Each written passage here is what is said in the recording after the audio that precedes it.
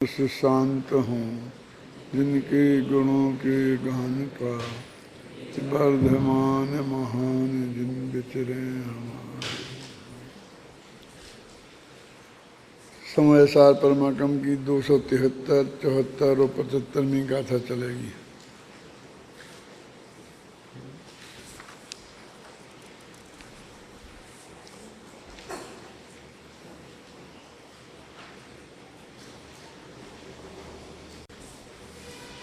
कथम अभव्येनेपि आश्रियते व्यवहार में आए पीछे तो कहते व्यवहार नहीं की क्या बात करें, वो तो अभव्यों के भी हो जाता है। जिसके मोक्ष नहीं जाने की पक्की गारंटी है, जिसे त्रिकाली ध्रुव भगवान आत्मा का अनुभव नहीं होने की गारंटी है, उसके भी व्यवहार मोक्ष मार्ग हो जाता है। ये बात जो कही गई है पीछे, उसका क्या आशय है, उसका उत्तर देने के लिए 3 गाथाएं हैं। पढ़ो।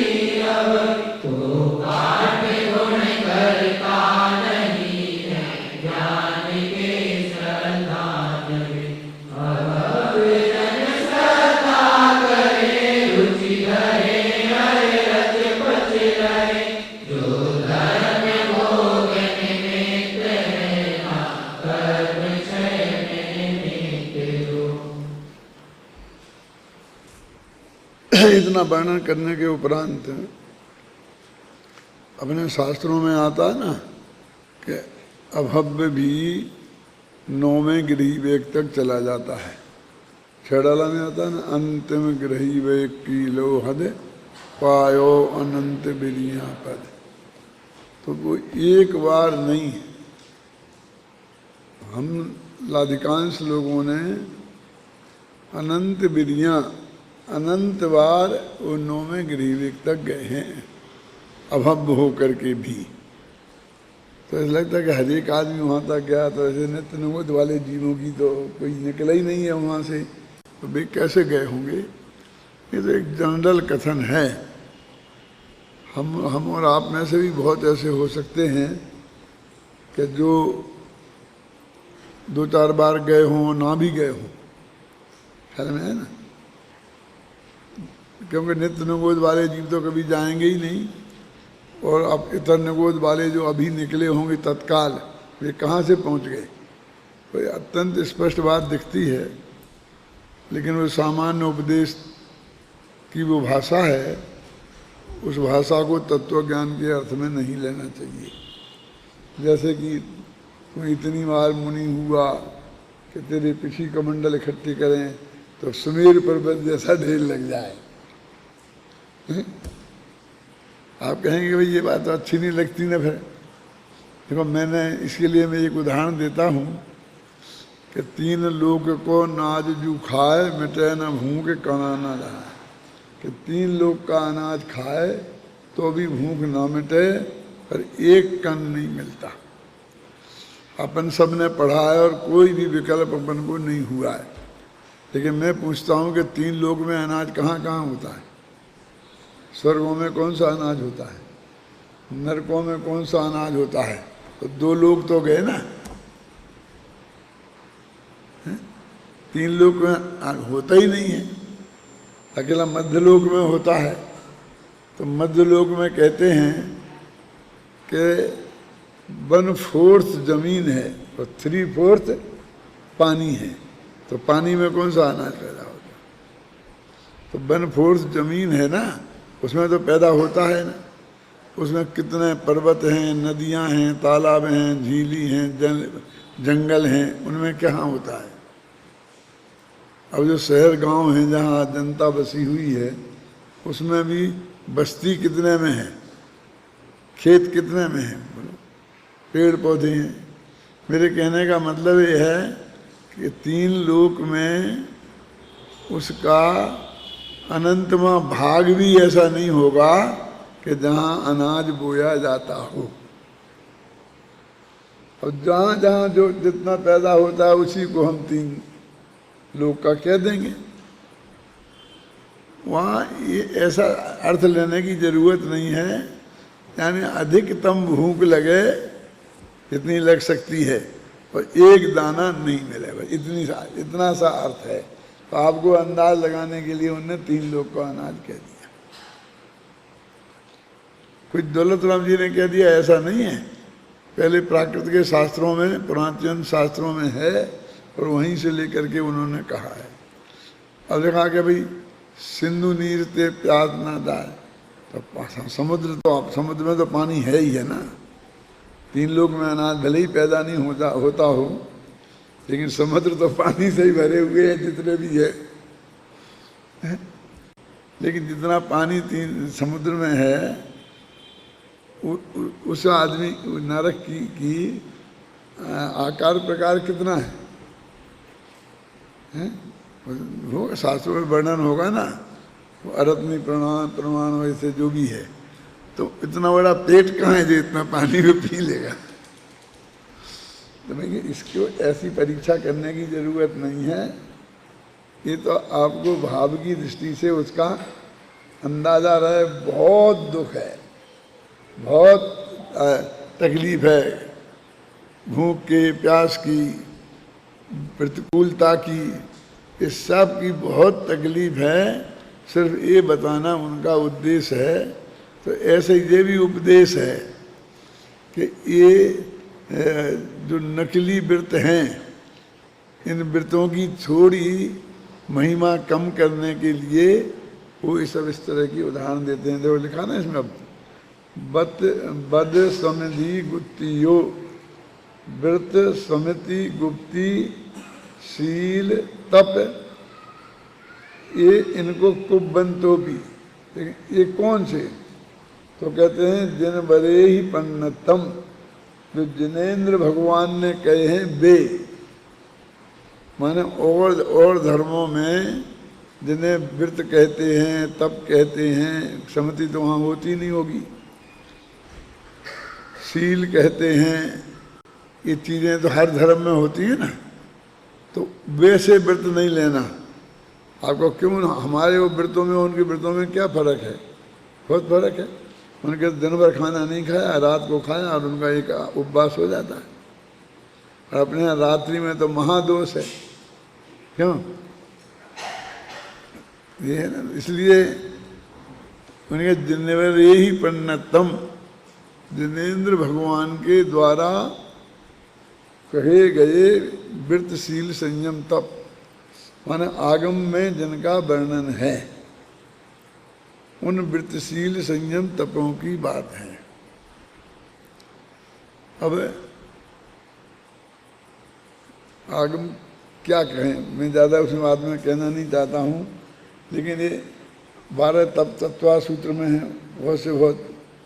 अब इनका स्वरूप समझ लें। मैंने अभी आप पढ़ेंगे तो बीच में भट्टारकों ने इतनी कहानियाँ जोड़ जोड़ के इतने व्रत बना दिए हैं, न मालूम उनके क्या क्या नाम रखे, उनके साथ एक एक कहानी जोड़ दी, फिर व्रत के उद्यापन बना दिए, उनके फंक्शन करने की विधि बता दी, और उसमें भट्टारकों को बुलाओगे उसका उद्यापन कराएंगे। बहुत लंबे लंबे ऐसे जोड़ दिए कि 2 दिन खाना, 1 दिन नहीं खाना, 1 दिन खाना, 2 दिन नहीं खाना, ऐसे ऐसे चढ़ते जाना, ऐसे उतरते जाना। ऐसे बहुत बहुत बहुत कितने तरीके के बता दिए गिनती के, और बस बहुत से लोग उनमें ही उलझे रहते हैं। माताएं बहनें बहुत ज़्यादा उलझी रहती हैं। मैं बहुत पुरानी बात है, जब मैं अशोकनगर गया था, मैंने सन 57, जिस दिन नया पैसा चला था 1 अप्रैल को, तो अब 1 अप्रैल अच्छा दिन नहीं माना जाता है ना, तो ड्यूटी तो मैंने 1 अप्रैल को ही ज्वाइन कर ली थी और तनख्वाह मुझे 2 अप्रैल से मिली थी। तब की बात है, तब मैं गया था वहाँ। कितने साल हो गए? तो मैं ये बताना, उसके पहले वहाँ कोई एक पंडित जी थे, शायद पदमचंद नाम था उनका, क्या नाम था, उनने क्या कर रखा था, सब पुरुषों को, माताओं बहनों को एक एक कॉपी नोटबुक बना रखी थी, जैसी आप लोगों की है ऐसी नहीं। और उसमें ये लिखा था सबने कि मेरे इसका त्याग है इस तारीख से इस तारीख तक, इसका इस तारीख से इस तारीख तक। और वो सब ऐसे त्याग थे कि जैसे आम हैं, अब वो 2 महीने आते हैं, मान लो मई और जून में, तो जुलाई से अप्रैल तक आम का त्याग।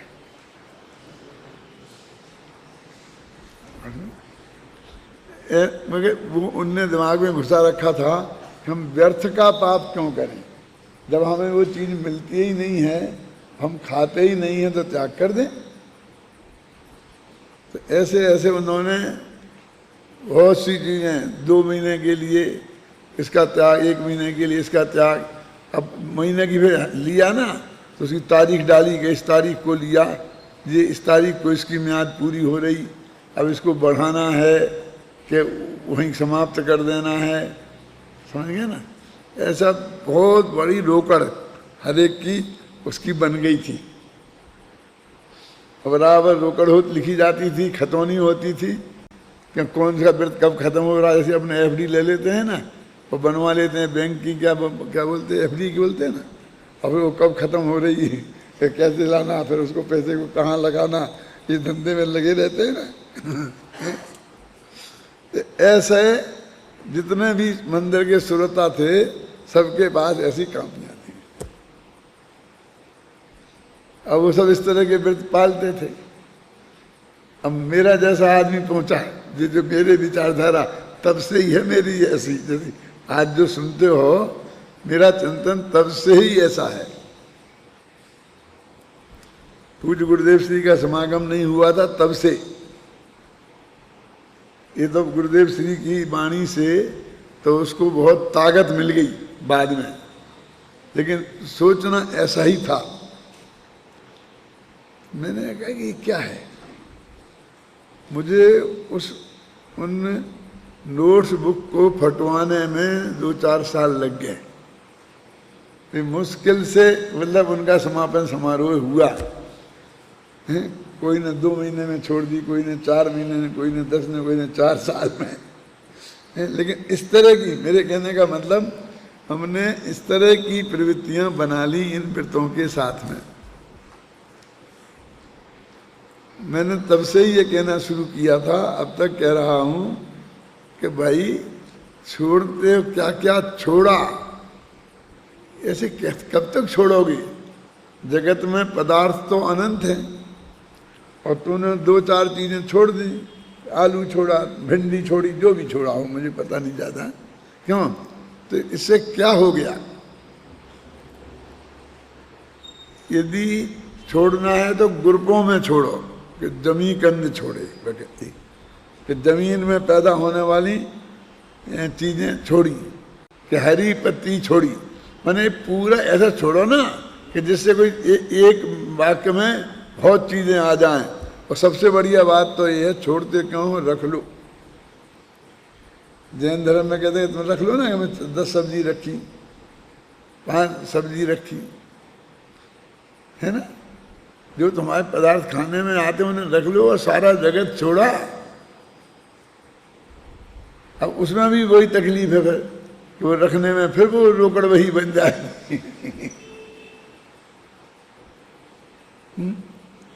तो फिर आप पूछ सकते हैं मुझसे कि आखिर हम करें क्या फिर। अरे भाई, जिनमानी में कहा है भूमिका के अनुसार आचरण सहज होता ही है। जो जो आपकी भूमिका आएगी वो सब छूट होता जाएगा। मोटा मोटा ये समझ लो कि हमें तत्व की बात यदि समझनी है तो अष्टमूल गुण का धारण और 7 व्यसनों का त्याग, अभक्ष का भक्षण का त्याग, ये इतनी चीज़ें हमारी अवश्य होना चाहिए। जिनेंद्र भगवान के दर्शन, समझे ना, ये मोटी मोटी बातें हैं और ये हमारे जीवन में अवश्य होना चाहिए। स्वाध्याय, बस इतनी सी बात है। बाकी तुम करो स्वाध्याय, फिर ज्यों ज्यों तुम्हारी भूमिका बनेगी उसके अनुसार आचरण विकारोदय भी सहज ही हो जाएगा। उसकी तरफ ज़्यादा विकल्प करने की जरूरत नहीं है, ना उसके पक्ष में और ना उसके विपक्ष में। मेरे कहने का मतलब देखो, अब ये गाथाओं में कितना क्लियर लिखा है कि वृत्ति सम्मति गुप्ति शील तप आदिक सभी जिनवर कथित। जिनेंद्र भगवान के द्वारा कहे गए वृत्ति समिति गुप्ति शील और तप, ये सभी वो कर रहा है। शायद आज दादा बता रहे थे ना कि वो के आज्ञा विचय, कि भगवान कौन सी आज्ञा देते हैं। मैं तो उसकी कोई आलोचना नहीं कर रहा हूँ, मैं तो सिर्फ ये बता रहा हूँ कि आज्ञा विचय का आशय ये है कि जो चरणान योग में जिन जिन पदार्थों को अभक्ष के रूप में बताया है उसको हम उससे पालन करना, उसमें बहसबाजी नहीं करना, उसका नाम आज्ञा विचय है। उसके बारे में चिंतन करना, सोचना। मतलब क्या कि अब आलू में अनंत जीव हैं कि नहीं हैं, अब उससे देखो तो हमें दिखाई तो देते ही नहीं हैं। और वैज्ञानिकों ने तो कहा है कि दही में बिल्कुल एकदम बैक्टीरिया ही हैं, और वो तो शास्त्र में उसका त्याग तो नहीं लिखा है और आलू का त्याग लिखा है। ये बहसबाजी मत करो। जो जिनेंद्र भगवान ने कहा कि तुम्हारे लिए अभक्ष हैं, बस उनको तुम अपने जीवन में अपना लो, इसका नाम है आज्ञा विचय। भगवान की आज्ञा प्रमाण है ये बात। माने हमने कोई बुद्धि से कोई सिद्ध कर देंगे और अपन लोग बात करते हैं, क्या करें, दुनिया नहीं मानती है तो कि साहब दुदल में जीव होते हैं, तो बेसन के साथ में दही मिलाओ और मुँह थूको तो आध घंटे में जीव चलते फिरते दिखाई दे जाएंगे। अब नहीं दे, ये कभी कुछ मिक्सचर पूरा नहीं हुआ होगा, चीज़ ज़्यादा नहीं पड़ी, तो बहस में पढ़ने की बात नहीं है। भगवान की आज्ञा है, इसमें हमें कोई बहस नहीं करना, खत्म। अब मेरा अंदर समझ गया ना, ये आज्ञा विचय का आशय ये है। और आज्ञा से क्या मतलब, तत्व के बारे में तो उन्होंने कहा तुम खूब विवेक से निर्णय करके ये करो। यही सब कि भाई जो भी चीज़ें हैं वो कुछ चीज़ें अपनी बुद्धि से उनका निर्णय नहीं हो सकता, क्योंकि हमारी इतनी सूक्ष्म दृष्टि नहीं है कि हम जीव जंतुओं को कैसे। अब उन्होंने कह दिया कि भाई तुम 4 हाथ जमीन देख के चलो, अब ये आज्ञा है। अब हम उससे सूक्ष्म जीव होंगे तो ना उनसे हमसे बच सकते हैं, ना हमारे पास कोई है। अब इन आँखों को यहाँ से निकाल कर घुटने में तो लगा ही नहीं जा सकती, और बैठ बैठ के तो चला नहीं जा सकता, चलना तो ऐसा ही पड़ेगा। लेकिन हम 4 हाथ जमीन आगे देख के चल सकते हैं तो वो चलते हैं, बस खत्म। माने उसमें फिर ज़्यादा विकल्प नहीं करना, ऐसी तर्कबाजी करके। और अपना जो जिनेंद्र भगवान के द्वारा कहा गया आचरण है श्रावकों का और मुनिराजों का, उनमें व्यर्थ किए वितंडावाद खड़े नहीं करना, उसमें ज़्यादा उलझना नहीं। बस ये जानना, जान लेना आगम से पढ़ करके कि जो भी आगम में लिखी हो, और उसको देखना मूल आगम की बात है। तो देखो, वृत्त समिति गुप्ती शील तप आदि सभी जिनवर कथित। अभी इन पे बहुत लंबे लंबे व्याख्यान हो सकते हैं। 1 बरस तक एक गाथा चलाई जा सकती है। 200 कौन सी 273वीं कैसे चलाओगे बोलो? तुम अब व्रत लिखा ना, अब व्रतों का वर्णन करो। अणुव्रत, फिर महाव्रत, फिर 5 अणुव्रत, फिर गुणव्रत, फिर शिक्षा व्रत, फिर महाव्रत, फिर उनके अतिचार, फिर उनकी भावनाएं, वो रतन साहब का चार उठा के पढ़ो, समझ में आए ना? फिर समितियों के बारे में करो। 5 समिति होती हैं, एक एक का स्वरूप बताओ। तत्वा सूत्र का एक सूत्र है ना, वो सा गुप्ती समिति धर्मानुप्रेक्षा परिसर जय चारित्रयी। तो मैं कहता हूँ कभी कभी कि ये सूत्र इतना बड़ा है कि इसमें 2000 पेज लिखे जा सकते हैं। तो लोग कहते क्या बात है, एक सूत्र पर 2000 पेज, कि मेरे दिमाग में अभी है और तुम्हारे दिमाग में मैं अभी डाल देता हूँ, बोलो बता दूँ? अरे भाई उसमें 10 धर्म आए ना, धर्मानुपेक्षा, तो 10 धर्म पे अपन ने तो 200 पेज की किताब लिखी है ना। और फिर 12 अनुपेक्षा आई, तो 12 अनुपेक्षा पे लिखी है क्या नहीं? तो फिर गुप्ती पे भी लिखी जा सकती है, समितियों पर भी लिखी जा सकती है। जब धर्म पर और 12 भावनाओं पर लिखी जा सकती है, तो रक्षा गुप्ती समिति धर्मानुप्रेक्षा परिसर जय 22 परिसरों पर भी लिखी जा सकती है। और फिर चारित्र के भेद उन पर भी लिखी जा सकती है। तो बोलो अब 2000 पेज हो जाएंगे कि नहीं हो जाएंगे? अब पूछ सकते हो आप एक प्रश्न कि आपने 2 ही पे क्यों लिखी, फिर बाकी पे क्यों नहीं लिखी? कि बाकी के झगड़ा है, जब गुप्ती की बात लिखो, समिति की बात लिखो, तो अब भी कहते हमारी आलोचना कर रहे, झगड़ा में पड़ते। परिसर जय की बात लिखो तो झगड़ा खड़ा होता है।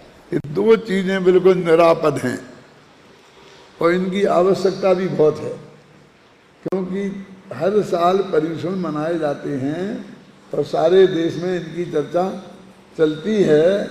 तो ये बहुत इन लोगों पठन पाठन की वस्तु गृहस्थों की भी है, संतों की भी है, तो इसलिए वो अत्यंत उपयोगी कृति है, इस दृष्टि से उस पर लिखा। और 12 भावनाओं का भी अपन पाठ रोज ही नहीं करते हैं ना, तो उनके बारे में भी सत्य दिशा हमारी तरफ चिंतन हो जाए, इसके लिए लिखा।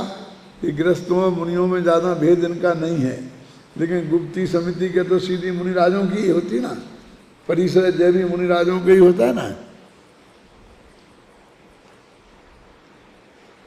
और लंबा जीवन होगा और ज़्यादा उससे ज़्यादा महत्वपूर्ण चीज़ नहीं दिखेगी लिखने की, तो उन पर भी लिखा जा सकता है। सोचा तो है ही, और भी सोच सकते हैं, ऐसी कोई बात नहीं है। लेकिन अपन को तो ये कहने का मतलब ये है कि ये विषय काफ़ी लंबा है ना, लेकिन अपन उसके विस्तार में अभी नहीं जा रहे हैं, क्योंकि अभी प्रकरण इन विषयों को बताना नहीं है। उनका तो ये कहना है कि जिनेंद्र भगवान ने जैसे इनका वर्णन किया है, बिल्कुल वैसे ही हूबहू का पालन करता है कोई व्यक्ति, तो फिर तो सीधा मोक्ष में जाएगा ना वो।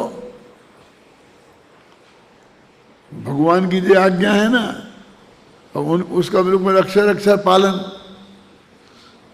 तो करते हुए भी अभव्य जन अज्ञानी मिथ्या दृष्टि हैं।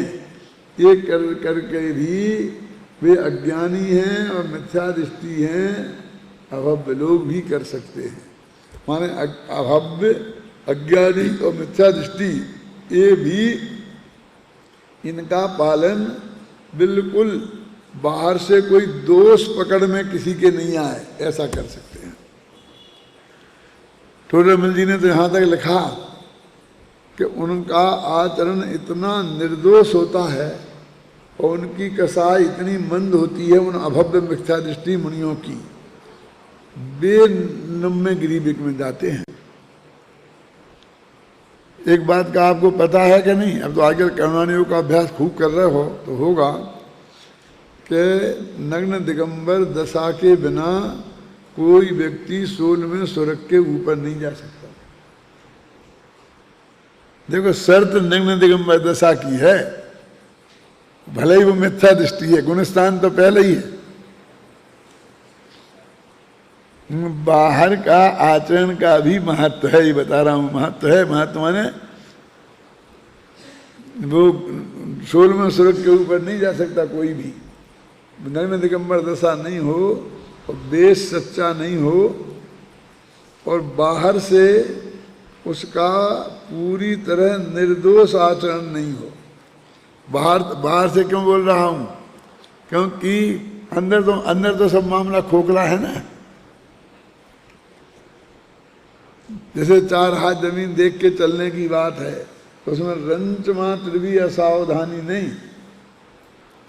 हितमित प्रिय वचन बोलने की बात है तो उसमें रंच मात्र भी असावधानी नहीं। 32 अंतराव 40 दोष टाल कर भोजन लेने की बात है तो उसमें भी किसी प्रकार की शिथिलता नहीं। समझे आप? ऐसा पिछी कमंडल जनवाणी एक किताब देखो। आपने मुनिराजों का आचरण देखा होगा। हमारे भाग्य से अभी भी मुनिराज कुछ है ना जगत में, तो वो हाथ में किताब लिए ना तो इधर पीछी हाथ में रहती है, तो उससे यहाँ रखेंगे तो यहाँ पहले उससे ऐसे साफ करेंगे और फिर रखेंगे। आपको क्यों? वहाँ कुछ है ही नहीं, अब इसमें क्या रखना? तो कहते सूक्ष्म जीव बहुत होते हैं और उससे ऐसा ऐसा करने से यहाँ वहाँ हो जाते हैं कर्म में। न वो उन्हें दिख रहे हैं, तो कौन से जीवों को हटाया है उनने? जो उनको दिख नहीं रहे। अपन कहते हैं ना अपने घरों में, अपन भी इतने बहुत होशियार हो गए हैं कि ये बिल्कुल यहाँ बिल्कुल साफ है ना। अब इन्हें यहाँ कोई झाड़ू लगाने की जरूरत नहीं है, पोंछा लगाने की जरूरत नहीं है, फिर भी रोजीना लगना चाहिए ना छावड़ा जी। क्यों? अपन घर में रखते हैं, नौकर खुद भी करते हैं कि रखना। ये नहीं देखना कि ये तो साफ है। ऐसे ही कुर्ते को धोना तो 3 दिन पहन करके धोना। इसको ये नहीं कभी अभी तो साफ है क्या धोना, ये मेला देख के नहीं धोना। बोलते कि अपन रखते कि नहीं इतनी सावधानी?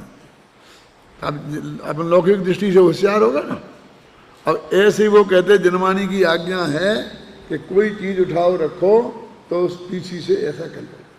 अब वो पीछी को उसके बाल बहुत मुलायम होते हैं, तो कोई भी जीव होगा तो मरेगा नहीं, उससे हट जाएगा।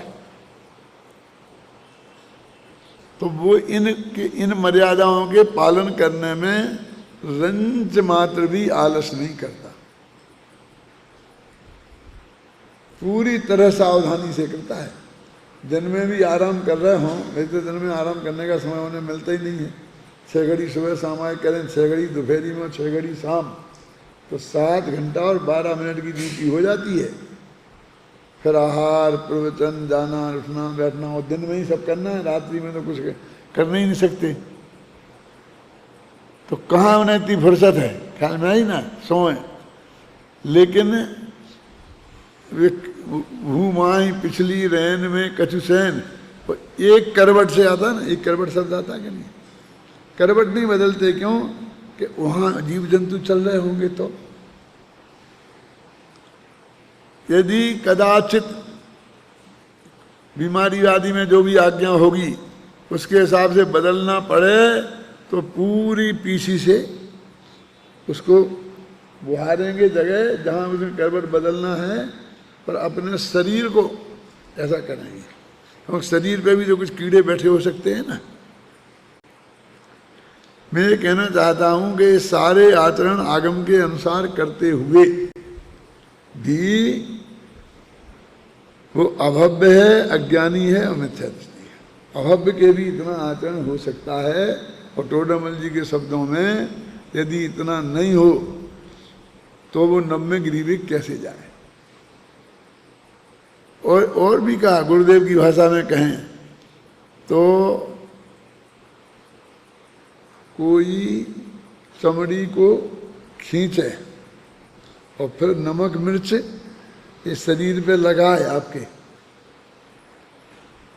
तो भी आंख का कोया लाल ना हो, ऐसा। इतनी क्रोध कसाय मंद हुई हो। ख्याल में ना?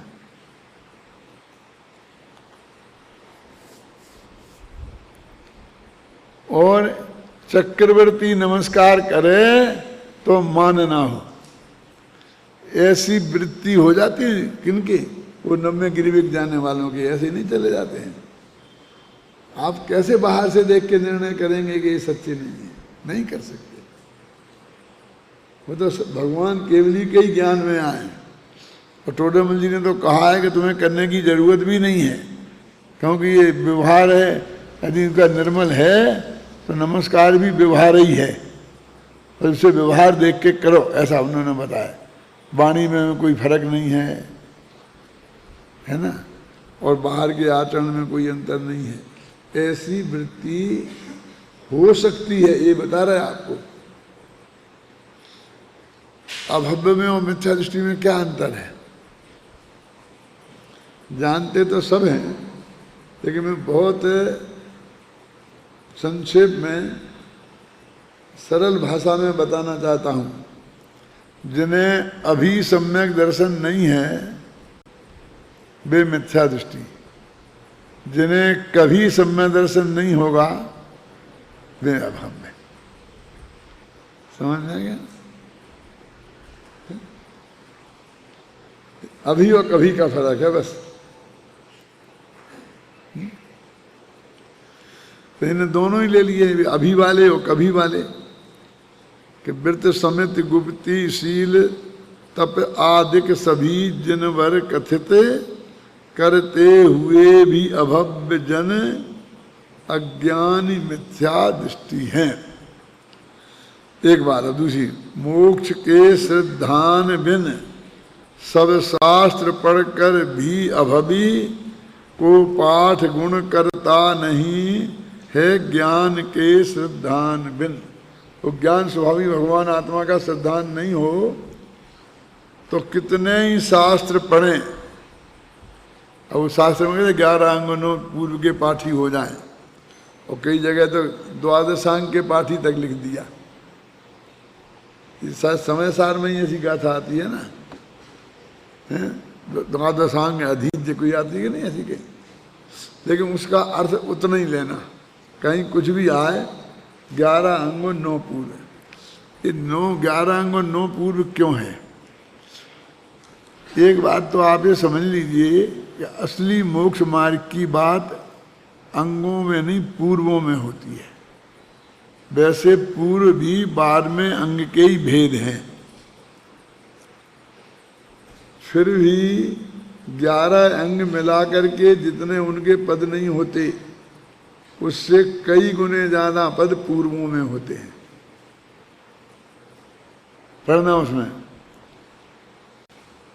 अब उन पूर्वों में भी 10वां जो पूर्व है उसमें असली ये अध्यात्म की बात है, जिसका ज्ञान वो गुणधर आचार्य को था और जिनसे कुंद कुंदाचार्य को मिला। इस समय सार वाली बात वो 10वें पूर्व में से आई। उसमें है वो अग्रायणी और कौन सी भी वस्तु और कौन सी वस्तु में कितने भेद प्रभेद की सब बात है। तो पुरानी भूमिका थी ना पंडित अहमद भाई की, उसमें वो बात लिखी है सब। इसलिए वो 11 अंगों 9 पूर्व बोलते हैं कि वो 11 अंगों 9 पूर्व में आत्मा की बात आई ही नहीं है मुख्य रूप से। गौण रूप से तो सब जगह ही आती है, हैं? अभी उनके तुम नाम पढ़ो शास्त्र में और थोड़ी थोड़ी परिभाषाएं पढ़ो तो तुम्हें सब पता चल जाएगा कि इसमें क्या है। ये सब ज्योतिष मोतिष सब आ जाते हैं उसमें, निमित्त ज्ञान वगैरह सब आ जाते हैं। क्यों ना आए? आखिर हर दर्शन तभी वो दर्शन कहलाता है जब वो हर प्रश्न का जवाब देता हो, उसे बोलते सर्वांग हो। आप अकेले एक ही बात कर रहे हो उससे कोई धर्म नहीं बन जाता। क्या? वो सर्वांग होना चाहिए, तब वो कोई दर्शन और धर्म बन सकता है। तो सारा वर्णन है उसमें सब वास्तु शास्त्र, मकान कैसे बनाना चाहिए, मंदिर कैसे होना चाहिए, सब लिखा होगा। उनका मैं कहता हूँ उनको पढ़ने को तो अपने पास कहाँ फुर्सत हो, है ही कहाँ वो, लेकिन किसी शास्त्र में उनका ऐसा लिखा होगा 2-2 4 लाइन में, इसमें क्या क्या वर्णन है, तो उसे पढ़कर एक दफ़े देख लेना तो तुमको उसका अंदाज़ा लग जाएगा कि भाई अभी हम क्या क्या रिजेक्ट किया जा सकता है। ख्याल में आई ना?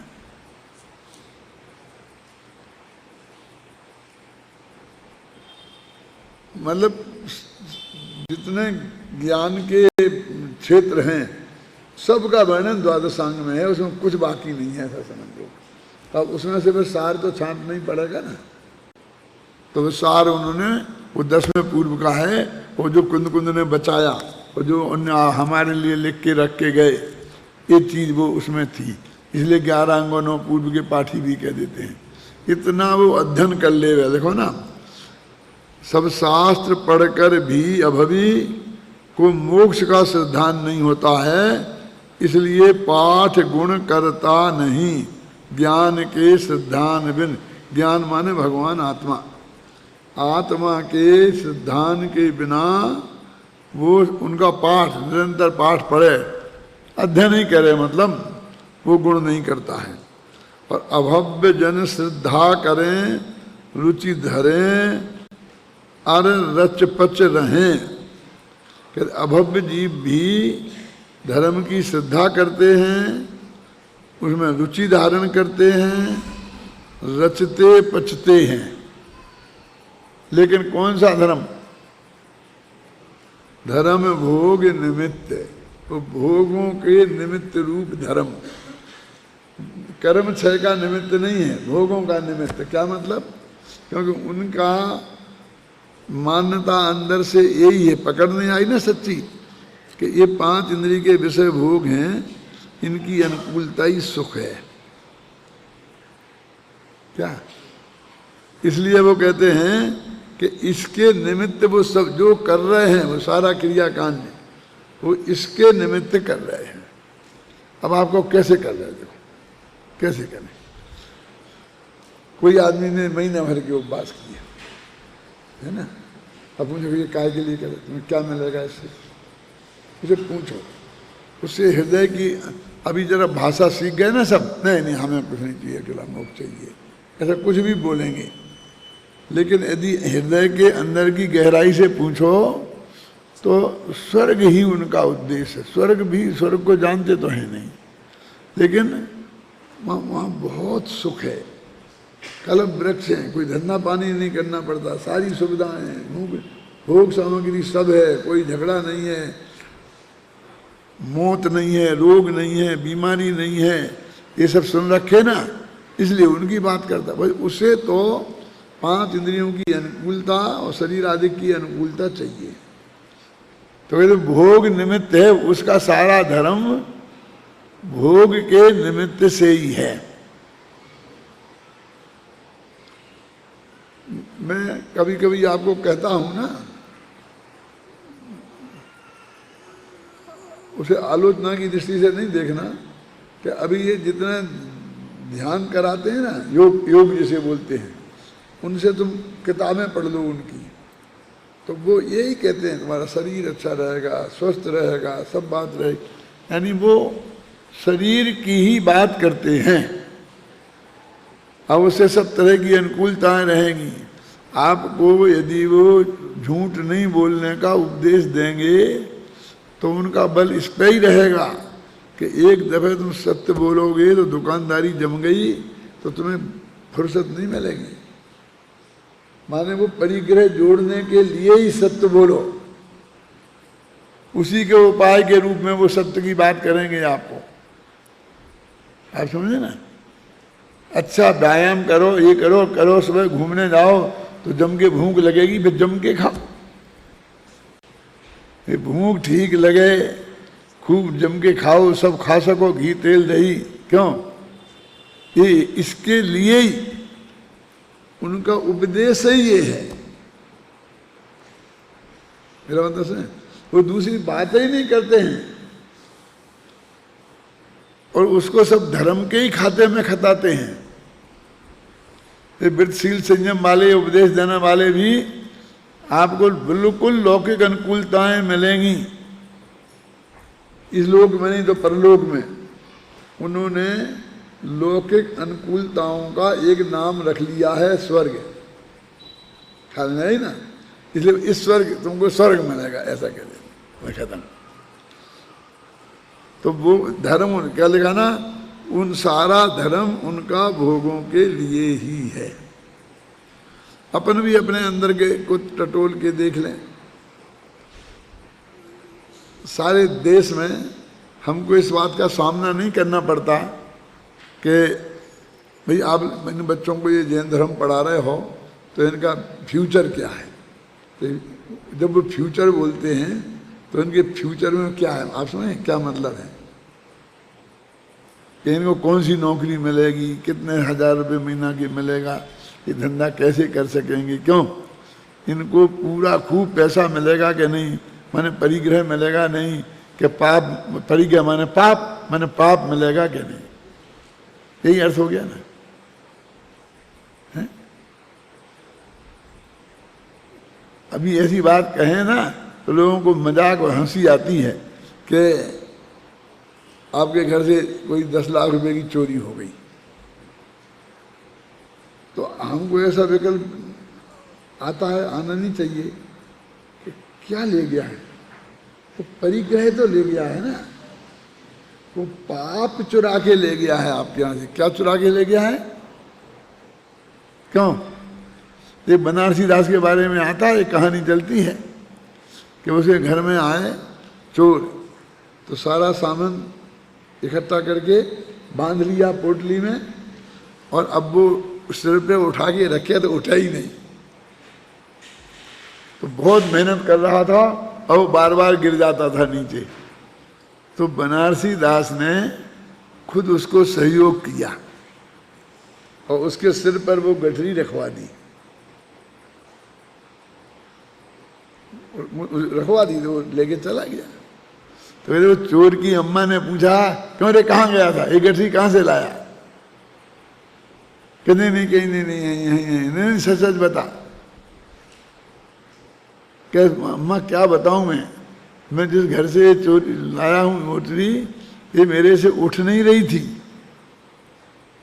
तो उस घर के मालिक ने सहयोग किया और उठा के मेरे माथे पर रख दी। हैं, ऐसे घर से तू चोरी करके लाया? जरूर वो बनारसी दास का घर होगा, चल तू वापस ले चल, उनके घर रख के आए, वापस लेके आए। तो अपन को लगता है ना कि गप ठोकते ऐसा कहीं होता है? और यदि ऐसा कोई करे तो अपन महामूर्ख माने। बनारसी दास को तो मूर्ख मैं नहीं कह सकता कि ऐसा, ओके वो मूर्ख, उससे बड़ा मूर्ख वो कौन जो फिर वापस देने गया, और अम्मा उससे भी बड़ी मूर्ख है। मेरे कहने का अर्थ ये है कि ये कितना बड़ा सत्य है कि जो गया है वो पाप गया है ना। ऐसा विकल्प आता है लाख करोड़ में से भी एक आदमी को, क्या उसका संकलेश परिणाम नहीं होता है? बोलो है?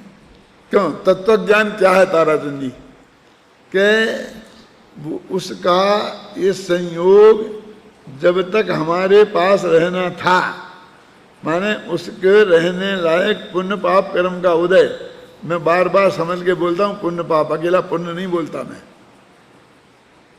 क्यों? ये पुण्य पाप कर्म का उदय था तब तक वो हमारे पास था। ये तो पता है ना कि एक कर्म की तुम्हारी गोष्ठी हो गई, और उस दिन तो वो सुबह नहीं हुई थी शायद, ना शाम को हुई फिर। लेकिन मैं उसमें ये कहना चाहता हूँ कि जो भी पुण्य पाप से तो हमको ये भोग सामग्री मिली ना चारों तरफ से, ये जब मिली तब तो जितना पुण्य खर्च हुआ होगा हुआ ही होगा, लेकिन ये हमारे पास रहने के लिए प्रति समय अलग पुण्य खर्च होता है। ये बहुत महंगा सौदा है। क्यों नहीं तो कैसे नक्की हो कब तक रहेगी? ये कब तक रहेगी कि जब तक तेरे वो पुण्य का उदय अंदर में मान विद्यमान है, उदय में आता रहेगा, वो निमित्त तो बनता रहेगा, तब तक रहेगी। और जिस दिन वो खलास हो गया वो चली जाएगी। अब कैसे जाएगी? वो चोर उठा के ले जाएगा, कि एफडी खो जाएगी, कि बरसात आएगी तो उसमें सब बह जाएगा। वो निमित्त क्या होगा उससे कोई फर्क नहीं पड़ता, लेकिन मूल बात तो वही है ना, कौन कि अपना वो खलास हो गया मामला। तो कौन सोचता है? तो वही सोचता है, उसने ऐसा हुआ, ये हो गया, बोला दूसरे से ऐसा हो गया, ये हो गया, वो हो गया, ऐसा सब बोलते हैं।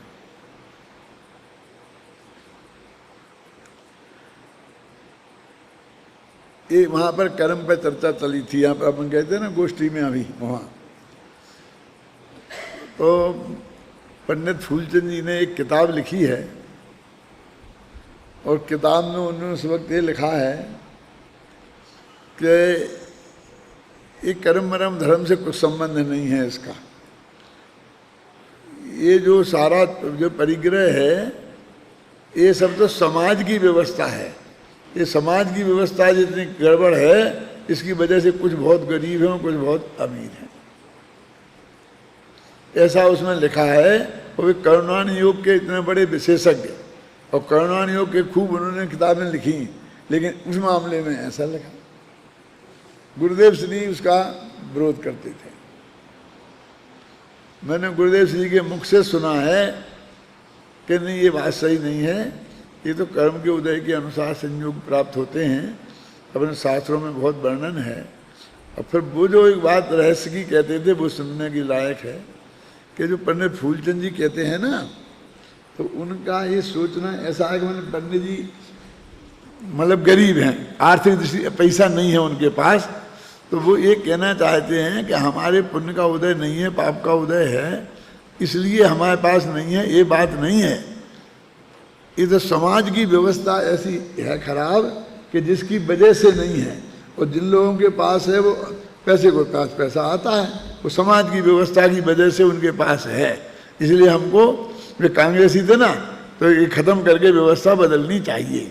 तो वो गुरुदेव एक कहते थे कि वो ये सिद्ध करना चाहते हैं कि हमारे पाप का उदय नहीं है। देखो, हालांकि पाप का उदय से उसका कोई संबंध नहीं है, लेकिन गुरुदेव ने भी इतनी बारीकी से इस पर विचार नहीं किया था, तो उनकी वाणी में भी आ जाता है कि पुण्य के उदय से मिलता है और पाप के उदय से चला जाता है। कल ही परसों मैंने सुना था, लेकिन उसमें ज़्यादा गंभीरता की बात नहीं लेना आप। जो मैं कह रहा हूँ वही परम सत्य है कि अनुकूल संयोग पुण्य के उदय से मिलते हैं और प्रतिकूल संयोग पाप के उदय से मिलते हैं, और वो उनका उदय समाप्त होने पर चले जाते हैं। तो उस दिन जो वहां चर्चा हुई और मेरा अध्यक्षीय भाषण हुआ, और मैंने जो मैं बताई थोड़ी फिलोसफी इसकी, तो वो आए थे ना, क्या नाम, नीरज जी, तो वही बात कहने लगे फूलचंद जी की, ऐसा नहीं है, ये तो समाज की व्यवस्था है, ये है, वो है, वो है।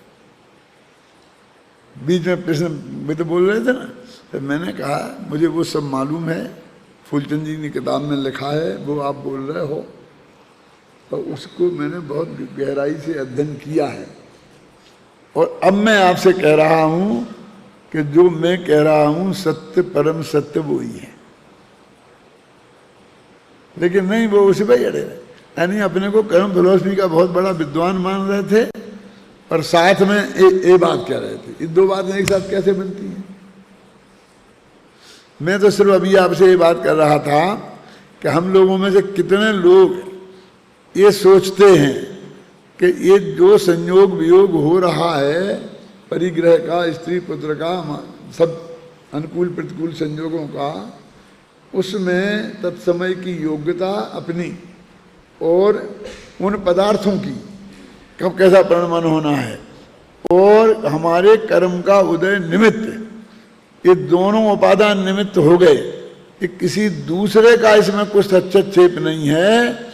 ये परम सत्य है कि समाज की व्यवस्था की वजह से, मैंने दूसरों ने गड़बड़ करी इसलिए गड़बड़ हुआ। और बनारसी दास का वो छंद याद है किसी को कि उन्होंने जब वो कुछ उनका बहुत बड़ा नुकसान हुआ था तो उन्होंने ये छंद लिखा था। उस छंद में ऐसा लिखा कि परिग्रह घटा है, क्या याद है किसी को? ऐसा लिखा है कि मेरा परिग्रह घट गया, यानी पाप घट गया और ये हो गया, और धन संपत्ति सब चली गई थी, जमीन पे खड़े हो गए थे। उनके जीवन में कई दफे ऐसा हुआ तो उन्हें परिग्रह घट गया और कसाई की उपशांतता हुई, ऐसा कुछ लिखा है। वो छंद मुझे याद नहीं आ रहा है। माने मेरे कहने का मतलब अध्यात्म का उत्कृष्ट चिंतन इस टाइप का होता है। तो हमारे जीवन में वो है, हमें देखना चाहिए कि सचमुच जो भी हमने सारी जिंदगी में जोड़ा है उसका आधा हिस्सा एकदम चला जाए तो बिल्कुल विशुद्ध भाव से आपको इस टाइप का भाव आ सकता है। क्या आना चाहिए ना, और आता नहीं है तो उसका बदला हमें समझ लेना चाहिए हम कहाँ खड़े। कोई ऐसी बड़ी बात नहीं है जी। दो बातें बताता हूँ बहुत मार में। एक तो ये कि एक आदमी करोड़पति के यहाँ पैदा हो जाए, है ना, तो पैदा होते ही करोड़पति हो गया। और एक ये कि बिल्कुल गरीब घर में पैदा हो, घर में इतने बच्चे हो जाएं कि माँ बाप उन्हें रोटियां तक नहीं खिला सकें, पढ़ाना लिखाना तो बहुत दूर। और फिर 5 बरस की उम्र में तुम उनके 5वें 7वें बच्चे हो और उनको बहुत आकुलता हो रही हो, इतने में कोई करोड़पति आकर उस बच्चे को गोद ले जाए। तो क्या फर्क है उन दोनों में, करोड़पति के पैदा होने में और 5 वर्ष में गोद जाने में? इतना ही फर्क है। 5 वर्ष बाद उसका उदय है, उसके उदय के बिना तो नहीं मिला ना। इतना तो अपन को पक्का हो गया कि नहीं। तो जो जन्म से आ सकता है वो 5 वर्ष बाद भी आ सकता है ना। अब उल्टा लो कि मरने के बाद तो सब जाना ही है, तो 5 साल पहले भी जा सकता है। आपके समझ में है ना, मरने के बाद तो जाना ही है, वो 5 साल पहले जा सकता। अब इसमें कौन सा गजब हो गया, मतलब ऐसा कैसी बड़ी अद्भुत घटना हो गई कि जिसमें हमें आश्चर्य हो रहा है। हमको उसकी सहज स्वीकृति क्यों नहीं होती, ये मैं कहना चाहता हूं। क्या हमारा चित्त इसके लिए तैयार है? ये हमें 24 घंटा परखना चाहिए। इस पे हमें गंभीरता से विचार करना चाहिए। कैसा विचार करना चाहिए कि कल्पना करना चाहिए कि एक भयंकर बाढ़ आई और सब साफ हो गया, अकेला मैं खड़ा रह गया, बाल बच्चे, माँ बाप, भाई बहन, पत्नी, बस सब साफ है। अब ऐसे रोजीना अखबार में सुनते हैं ना, तो गजब तो नहीं है ना, ऐसा हो सकता है ना। यदि ऐसा मेरे साथ हो गया तो मेरा उस वक्त मेरी मानसिक स्थिति कैसी होगी, कि कैसी होनी चाहिए, उस कल्पना में खड़े करके अपने को 10 मिनट सोचो ना। ये कुछ नहीं है, ये समाधि मरण का अभ्यास है भाई साहब, महावीर जी। क्योंकि समाधि में तो ऐसा होना ही है ना कि ये सब एक साथ जाना है और ज्यादा देर नहीं है। किसी के 2-4 वर्ष, किसी के 10 होंगे, किसी के 20 होंगे, किसी के 50 होंगे, 100 से ज्यादा तो किसी के नहीं है। इन सब बच्चों को भी शामिल कर लें तो ये अनादि काल और अनंत काल में ये 150 वर्ष की क्या कीमत है? तो वो कहते हैं कि अज्ञानी अभव्य युगा ये सब भोग सामग्री, बस यही मुल्ला की दौड़ मस्जिद तक, इस सब की दौड़ ये है। और ऐसे ही मैं ये कहता हूँ कि इस सारे जगत की दौड़ बस खाना कमाना, खाना कमाना, खाना माने उसमें कपड़े पहनना भी आ गया, रहना ओढ़ना सब लौकिक सुविधाएं, उसका नाम खाना, और उसके लिए सब जुटाना, उसका नाम कमाना। क्यों? यानी सारे भोग सामग्री जुटाना उसका नाम कमाना, और उस भोग सामग्री को भोगना उसका नाम क्या क्या बोले, खाना। अब मैं कहता हूँ हमारी दौड़ कहाँ तक है? दुकान से घर, घर से दुकान, दुकान से डाइनिंग टेबल, डाइनिंग टेबल से खत्म। क्यों? सारी जिंदगी इसमें ही बीत जाती है ना। ऐसे अरबों में से बहुत लोग गिनने लायक होंगे कि जिनके जीवन में इस खाने कमाने से, कमाने खाने से आगे भी कुछ है। और उन अरबों लोगों में से जो लोग होंगे ना, उनमें हमारा और आपका सबका नंबर है। जो हम ये बात आज कर रहे हैं, जो हम अपनी उसकी मुख्यता से बात नहीं कर रहे हैं, ख्याल में ना, उसकी मुख्यता से हम बात नहीं कर रहे हैं। हम ये कह रहे हैं कि खाना कमाना तो है ही, वो तो सारी जिंदगी करना ही पड़ेगा, उससे तो आप बच नहीं सकते। एक ही बच सकते हो कि नग्न दिगंबर मुनिराज हो जाओ, तब भी खाने से तो बचोगे नहीं बेटा, कमाने से भले ही बच जाओ। क्यों? अन्यथा तो दो चीजें तो लगी ही रहेंगी। इसके लिए मैं कुछ नहीं कहता हूं, मैं तो ये कहता हूं कि उसमें कोई तीसरी चीज भी होना क्या नहीं होना, वो तीसरी चीज ही मुख्य होना। क्योंकि ये दो चीजें तो ऑटोमेटिक होंगी ही। वो आता है ऐसा, चार संज्ञाएं, आहार निद्रा भय में तो नंचे सामान्य एतत् पशु भी नराणाम। पशुओं में और मनुष्यों में और पशुओं में चार संज्ञाएं तो बिल्कुल एक सी ही हैं। और धर्मो ही तेषाम अधिको विशेषा धर्मेण हीना पशु ही समाना।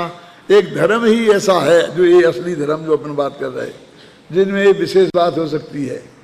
और बाकी तो बस वो लोग हैं, बाकी जो मनुष्य हैं वो क्या है? पुच्छ विषाण हीना, बस इनके पूंछ नहीं है और सींग नहीं है, बस खत्म, और कोई फर्क नहीं है। ऐसा लिखा कवि ने, क्या लिखा?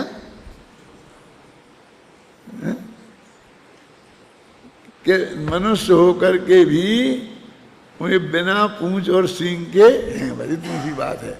और मनुष्य रूपेण मृगाश्चरंती, ये मनुष्य के रूप में ये पशु ही इस पृथ्वी में फिर रहे हैं। ऐसा ऐसा वो इस धर्म की बात कर रहा हूं मैं, जो अपन को उपलब्ध हुआ है महाभाग्य से। अरे इसकी भी हमें महिमा नहीं आती, फिर वो भगवान आत्मा की तो फिर बाद की बात है। क्या गुरुदेव की भाषा में कहूं तो काने पड़ना दुर्लभ है, बोलते ना। ये ऐसी अद्भुत बात है कि जिसका कान में पड़ना भी महादुर्लभ है, वो हमें प्राप्त हुई है।